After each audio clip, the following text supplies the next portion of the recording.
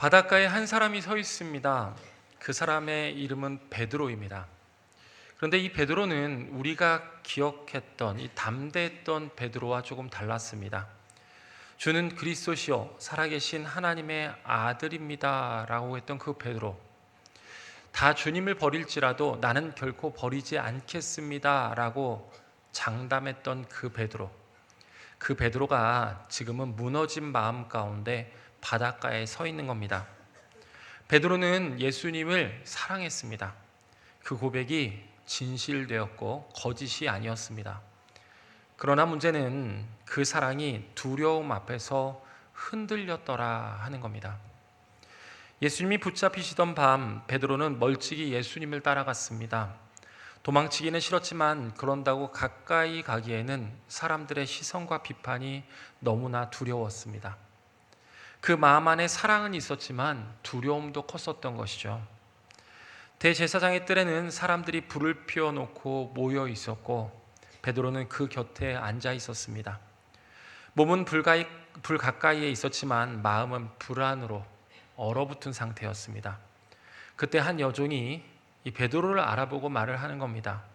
너도 갈릴리 사람, 예수와 함께 있었던 사람 아니냐? 그 말을 들은 베드로의 이 마음이 순간 철렁 내려앉았습니다.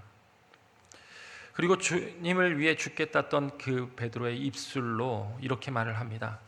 나는 너가 무슨 말 하는지 잘 모르겠다. 베드로의 첫 번째 부인이었죠.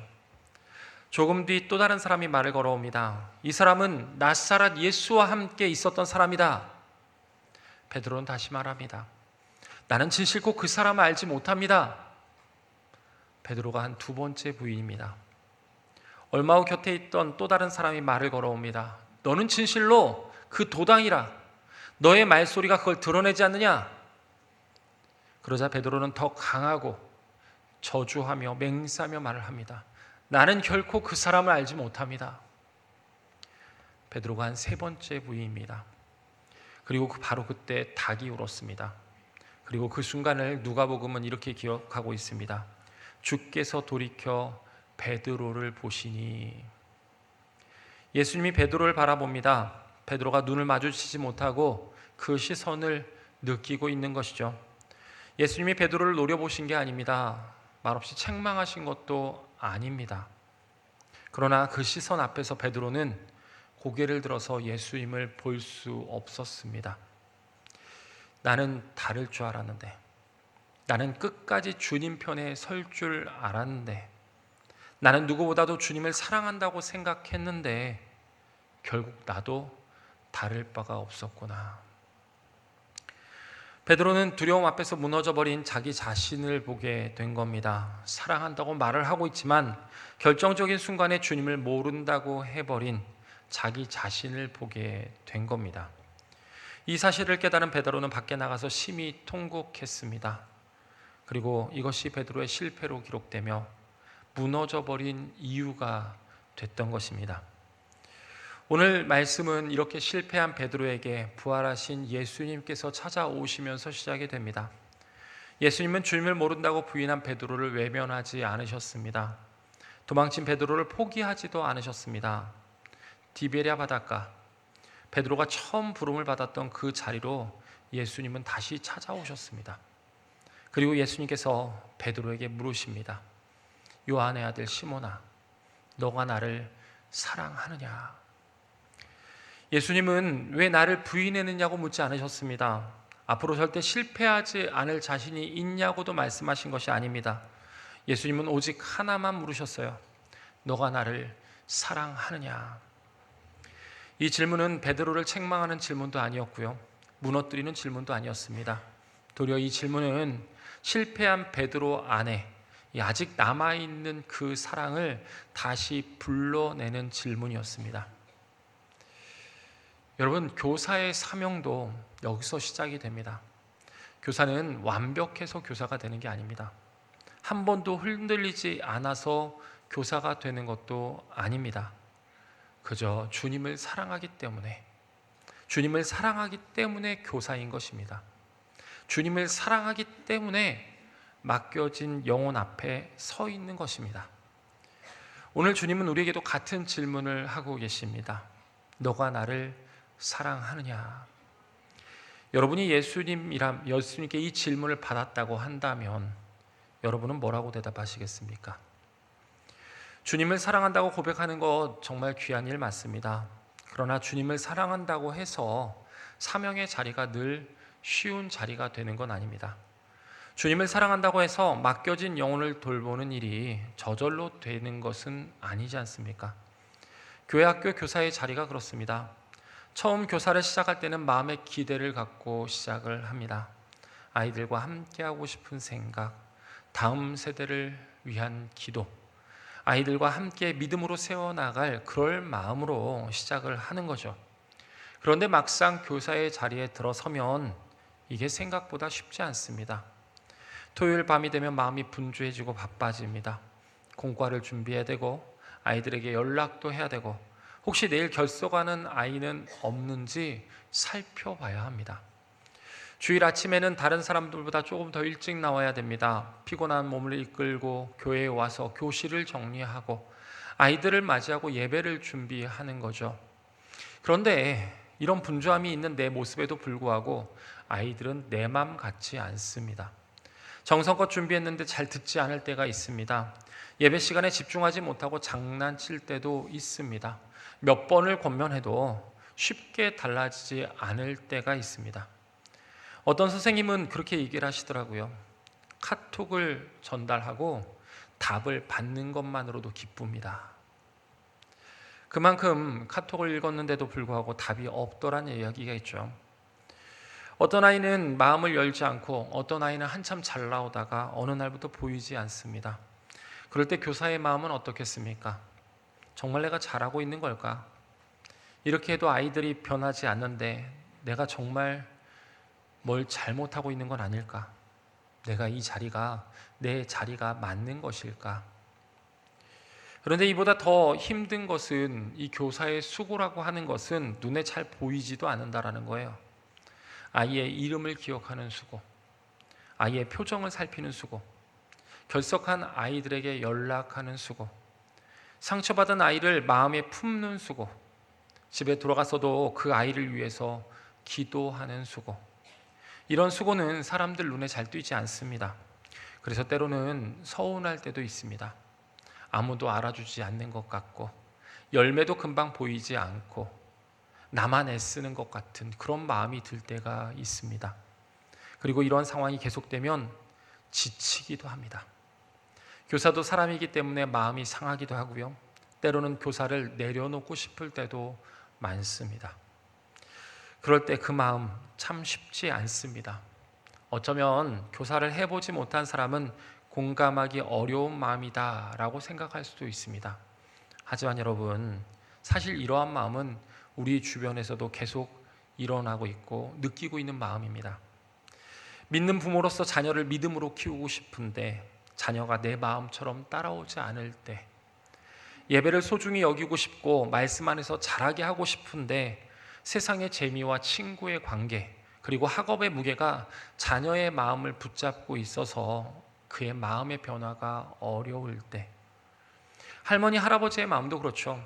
손주들이 믿음 안에서 자라길 바라지만 직접 붙들고 가르칠 수 있는 시간은 많지 않아서 너무나 안타까울 때, 볼 때마다 축복하고 싶고 기도해주고 싶고 좋은 신앙의 기억을 남겨주고 싶은데 마음만큼 상황이 맞춰지지 않을 때, 교회 어른들 또한 마찬가지죠. 다음 세대를 사랑한다고 말하지만 막상 아이들을 대하다 보면 세대 차이, 겹 차이 때문에 마음이 불편해질 때, 아이들을 품어야 한다는 것은 알고 있지만 실제로 품는 일은 쉽지 않은 그런 때, 우리에게는 그런 때가 있습니다.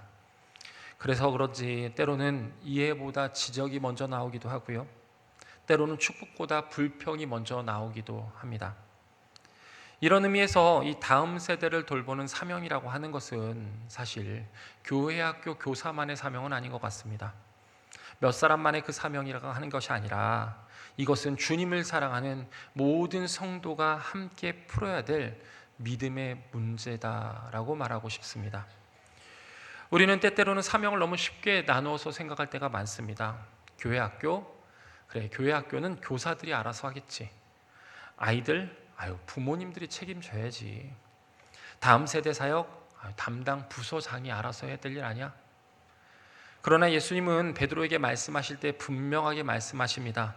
너의 양을 먹이라 하고 말씀하시는 거 아니라 내 양을 먹이라 하고 말씀하십니다. 아이들은 교사 개인의 양이 아닙니다. 부모 개인의 양도 아닙니다. 교회 학교 부서만의 양도 아닙니다. 그들은 주님의 양입니다. 우리는 주님의 양이기 때문에 먹여야 하는 것입니다. 주님의 양을 돌보는 일은 주님을 사랑하는 모든 성도들의 사명이라고 하는 것이죠. 오늘 우리는 양을 돌보는 사명 앞에서 함께 서야 합니다. 다음 세대를 사랑한다고 말하면서 실제로는 멀찍이 서서 바라보고만 있는 것은 아닌지 돌아봐야 되고요.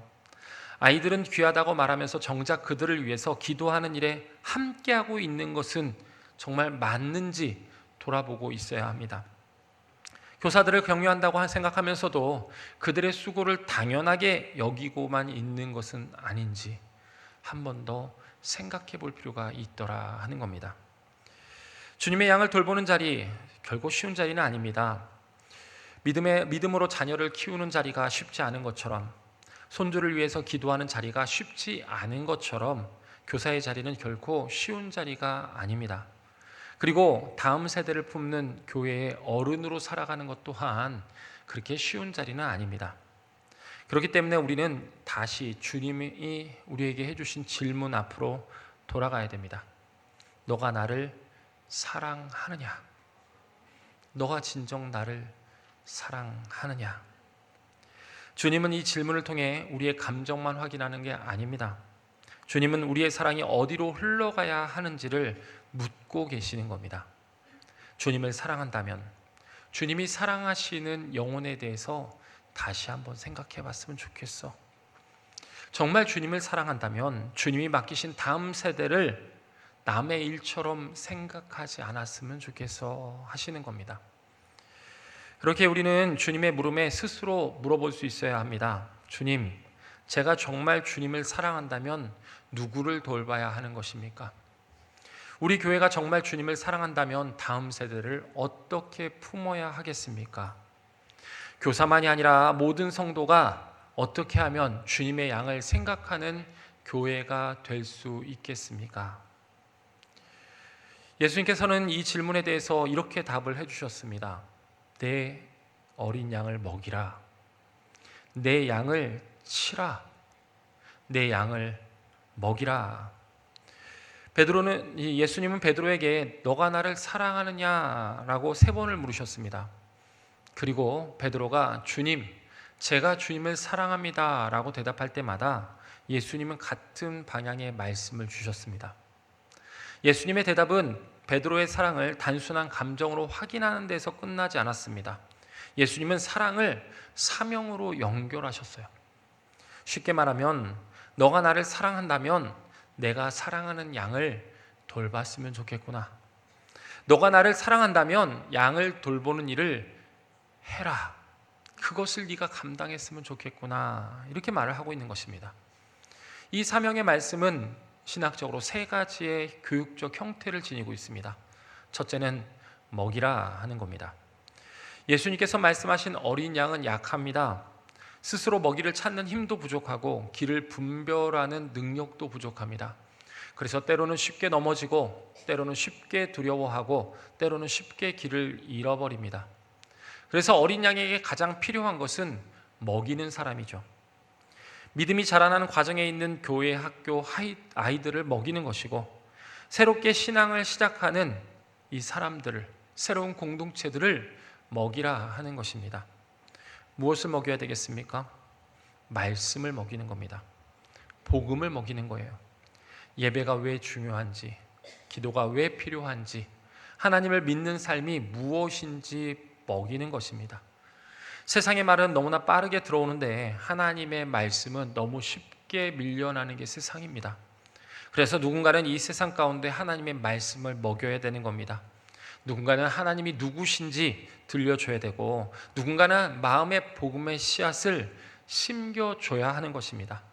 이것이 바로 교사된 자의 사명이라 하는 것이죠. 교사는 단순히 성경을 설명하는 사람이 아닙니다. 영혼에게 말씀을 먹이는 사람입니다. 짧은 한마디를 하더라도 하나님의 마음을 담아서 전하는 사람이 바로 교사라 하는 것입니다. 다 이해하지 못하는 것 같아도 포기하지 않고 말씀을 들려주는 사람, 삶으로 보여주는 사람이 바로 교사라 하는 것입니다. 둘째로는 돌보라 하는 것입니다. 먹이라가 말씀으로 양육하는 것이라면 치라는 돌보고 인도하라 라는 뜻을 갖고 있습니다. 양에게는 먹이만 필요한 것이 아닙니다. 방향도 필요합니다. 보호가 필요합니다. 넘어졌을 때 일으켜줄 손길이 필요합니다. 아이들이나 신앙생활을 막 시작하는 사람들도 마찬가지입니다. 말씀을 듣는 것도 중요하지만 그 말씀이 삶으로 이어질 수 있도록 누군가는 곁에서 돌봐줘야 합니다. 예배에 나오지 않는 아이들이나 새가족 또는 구역 식구들을 단순히 결석자로 보지 않고 마음에 걸리는 한 영혼, 그 한 영혼으로 품을 수 있어야 합니다. 장난치는 아이들이나 예배에 집중하지 못하는 지체들이 있다고 한다면 그것을 귀찮은 상대로만 보면 안 됩니다. 혹시 그 안에 집중하지 못할 만한 이유는 없는지, 외로움과 관심을 받고 싶은 마음은 없는지 살펴야 하고, 말수가 줄어든 아이들을 보면서 그냥 지나치지 않고 그 마음을 조용히 들여다볼 줄 알아야 합니다. 이것이 치는 교사, 바로 돌보는 교사입니다. 셋째로는 기다림으로 먹여라 하는 뜻입니다. 영혼은 한 번 먹이는 것으로 다 자라는 게 아닙니다. 믿음이라고 하는 것은 한 번의 감동으로 완성되는 것이 아닙니다. 가르치고 또 가르치고 기다려주고 또 기다려주고 기도하고 또 기도해야 합니다. 지난주에 했던 말을 이번 주에 또다시 해줘야 되고, 넘어지면 또 일으켜줘야 되고, 멀어지면 또 불러주고, 잊어버리면 또 들려주는 사람이 교사라 하는 겁니다. 씨앗은 심자마자 열매가 되는 것이 아닙니다. 우리가 너무나 당연하게도 아는 말씀이죠. 그런데 우리가 아는 하나님의 말씀 또한 마찬가지입니다. 오늘 들려준 말씀이 당장 눈에는 보이는 이 변화로 나타나지 않을 수 있습니다. 그러나 먹이는 교사는 믿음으로 기다립니다. 하나님께서 그 말씀을 아이의 마음속에서, 그 성도의 마음속에서 자라게 하실 것을 믿기 때문에 기다릴 수 있는 것입니다.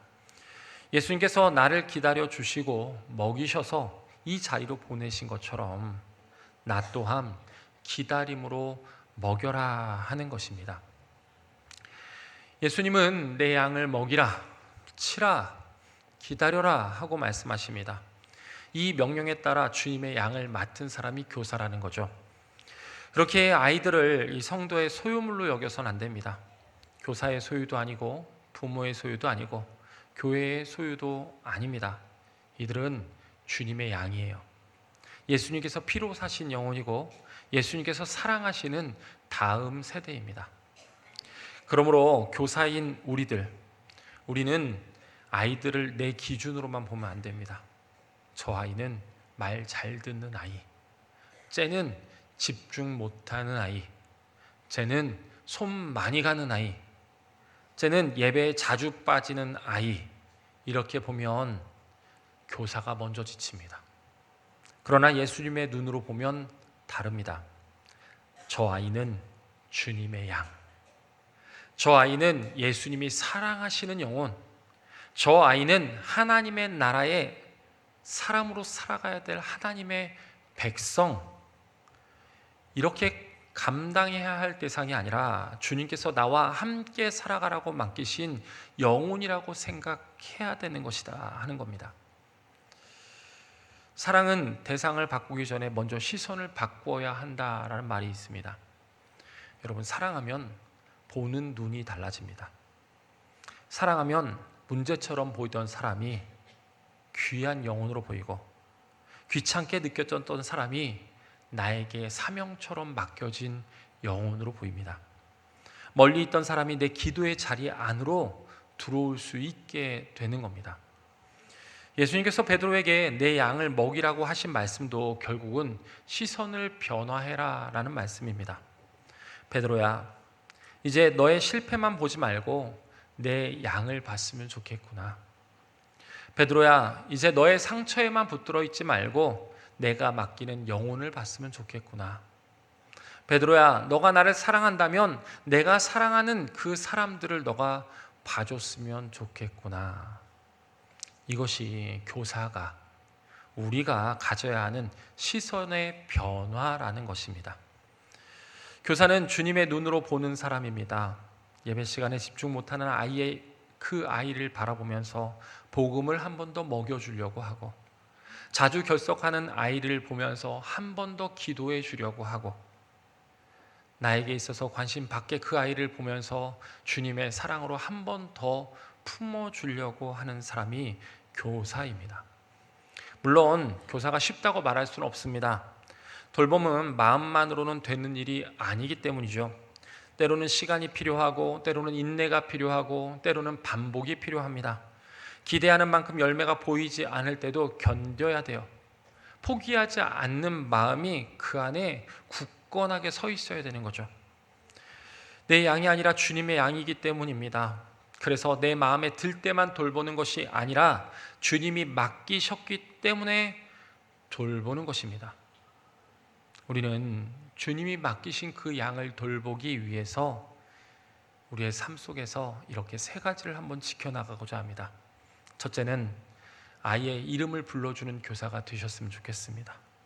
이름을 부른다고 하는 것은 나는 너를 알고 있다, 너는 우리 공동체 안에 있는 사람이다, 너는 소중한 존재다 라는 마음의 표현입니다. 그러면서 말을 해주시는 거예요. 오늘 와줘서 고맙다, 지난주에 안 보여서 보고 싶었다, 너를 위해 내가 기도하고 있다. 이런 짧은 말 한마디로 교회에 따뜻한 기억을 남겨주는 우리 영광교회 모든 성도님들, 모든 교사 선생님들이 될 수 있길 바랍니다. 두 번째로 기다려주는 교사가 될 수 있길 바랍니다. 사람이든 아이든 어른이든 이 한 번에 변하지 않습니다. 믿음은 속성으로 만들어지는 게 아닙니다. 씨앗이 땅속에서 보이지 않게 자라듯이 말씀도 마음속에서 보이지 않게 자라나는 것입니다. 오늘 관심 밖에 있었던 누군가가 언제는 동역하는 사람이 될 수 있습니다. 오늘 말씀을 흘려듣던 그 사람이 언젠가는 그 말씀 때문에 다시 교회로 돌아올 수 있습니다. 오늘 믿음이 연약해 보여도 주님은 그 사람을 하나님의 사람으로 세워가실 수 있는 것입니다. 그렇게 우리는 하나님이 자라게 하실 것을 믿고 기다림으로 그들과 함께 해줄 수 있어야 합니다. 마지막으로 기도하는 교사가 되어주시길 바랍니다. 우리가 아이를 하루 종일 따라다닐 수는 없습니다. 아이의 마음속에 직접 들어갈 수도 없고, 그가 가지고 있는 가정의 문제, 학교의 문제, 친구의 문제를 우리가 다 해결해 줄 수도 없습니다. 그렇지만 기도할 수 있습니다. 주님께서 붙들어 주십시오. 주님께서 그를 인격적으로 만나게 해주십시오. 주님, 교회 안에서 사랑받고 있음을 그가 알게 해주십시오. 기도는 교사가 할 수 있는 마지막 일이 아닙니다. 기도는 교사가 해야 되는 가장 첫 번째 일이자 가장 중요한 사역입니다. 기도로 동역해 주시길 바랍니다. 하나님은 반드시 그 열매 맺게 해주실 것입니다. 오늘 말씀은 교회 학교 교사에만 주시는 말씀이 아닙니다. 예수님을 사랑하는 우리 모두에게 주시는 말씀입니다. 너가 나를 사랑하느냐? 너가 정말 나를 사랑하느냐? 우리는 이 질문 앞에서 우리는 모두가 교사가 되어야 됩니다. 부모는 가정에서 교사가 됩니다. 자녀를 예배를 가르치고 기도를 보여주고 말씀으로 살아가는 삶이 무엇인지 보여주는 교사. 할머니와 할아버지도 교사입니다. 손주에게 긴 설교를 하지 못해도 괜찮습니다. 볼 때마다 축복해주고 손잡고 짧게라도 기도해주고 하나님이 너를 사랑하신다라는 말씀 들려주는 것 하나만으로도 믿음의 씨앗이 심길 것을 아는 믿음의 교사입니다. 교회 안에 있는 우리 모두도 마찬가지입니다. 아이들이 조금 부족해 보도 비난보다 격려해주는 교사. 예배당에서 아이들이 조금 소란스러워도 교회에 아이들이 있다는 것 그 하나만으로도 은혜다라고 마음을 품을 수 있는 교사. 그리고 아이들을 위해서 애쓰는 교회 학교 교사 선생님들, 그 선생님들을 격려해 주면서 옆에서 힘써 주길, 그와 함께하길 기도해 주는 교사. 교사는 칭찬받기 위해 섬기는 사람은 아니지만 또 그런다고 해서 격려가 필요 없는 사람도 아닙니다. 그냥 선생님 수고하십니다. 선생님 덕분에 아이들이 예배의 자리에 있습니다. 선생님 제가 함께 기도하겠습니다. 그 말 한마디가 지친 교사에게 힘이 되고 다시 일어설 수 있는 능력이 되는 겁니다. 사랑하는 성도 여러분, 다음 세대는 교사 몇몇이 감당하는 일이 아닙니다. 주님을 사랑하는 우리 모두가 함께 감당해야 될 일입니다. 주님을 사랑한다면 주님의 양을 남일처럼 보지 마시기 바랍니다. 주님을 사랑한다면 주님의 양을 외면하지 않길 바랍니다. 주님을 사랑한다면 주님의 양을 함께 먹이고 돌볼 수 있기를 바랍니다. 오늘 주님은 우리에게도 물으십니다. 너가 나를 사랑하느냐? 그렇다면 우리의 대답은 말로만 끝나서는 안 됩니다. 사랑은 말로만 끝나는 데 있는 것이 아닙니다. 마음에만 머물러 있으면 안 됩니다. 사랑은 이름을 불러주고 기다려주고 기도해주고 함께 품는 사명으로 나타나는 것입니다. 2026년에 여름이 시작됐습니다. 많은 교사들이 또 성경학교를 준비하고 수련회를 준비하고 있습니다. 2026년 우리가 하나님을 사랑하는 마음 가운데 그들을 위해서 기도해주고 그들에게도 관심을 가져줄 수 있기를 간절히 소망합니다. 사랑은 사명입니다. 주님을 사랑하기 때문에 주님의 양을 돌아보고 사랑의 사명을 감당해 나가는 저와 여러분 되기를 주님의 이름으로 축원합니다. 하나님 아버지, 오늘 말씀을 통해 우리가 다시 한번 돌아보고 물어봅니다. 주님께서 우리에게 물어봤습니다. 너가 나를 사랑하느냐? 우리가 주님을 입술로는 사랑한다고 말을 하지만 때로는 그렇지 못할 때도 많습니다. 하나님, 우리의 연약함을 용서해 주시고 베드로를 찾아오셔서 사랑을 회복시키고 사명을 맡기신 것처럼 오늘 우리도 다시 세워주시고 우리의 부족함보다 크신 주님의 은혜를 붙들게 하시고 우리의 연약함보다 크신 주님을 사랑으로 다시 맡겨진 자리 앞에 설 수 있도록 인도하여 주시옵소서. 교회 학교 교사들에게 새 힘을 주시옵소서. 보이지 않는 자리에서 아이들의 이름을 기억하고 말씀을 준비하고 기도하며 섬기는 모든 수고를 주님께서 기억하여 주시고 열매가 더디 보여도 낙심치 않게 하여 주시고 주님의 양을 맡은 사명주로서 기쁨과 사랑으로 감당하게 하여 주시옵소서. 또한 우리 모든 성도들이 돌본 교사가 되게 하여 주시옵소서. 부모는 가정에서, 할머니와 할아버지는 우리 자녀들을 바라보는 귀한 모습 가운데, 또 교회 모든 어른들은 아이들을 바라보는 귀한 모습 가운데 비난보다는 격려로, 판단보다는 사랑으로 품게 하여 주시고 다음 세대는 교사 몇 사람의 일이 아니라 주님을 사랑하는 모든 성도의 사명임을 기억할 수 있도록 인도하여 주시옵소서. 우리 교회가 주님의 양을 함께 먹이고 함께 돌보는, 함께 기도하는 교회가 되게 하여 주시고 말로만 끊는 사랑이 아니라 사명으로 나타나는 사랑 되게 하여 주시옵소서. 주님을 사랑하기에 사랑의 사명을 끝까지 감당하는 우리 모두가 되게 하심을 감사드리며 예수님의 이름으로 기도드립니다. 아멘.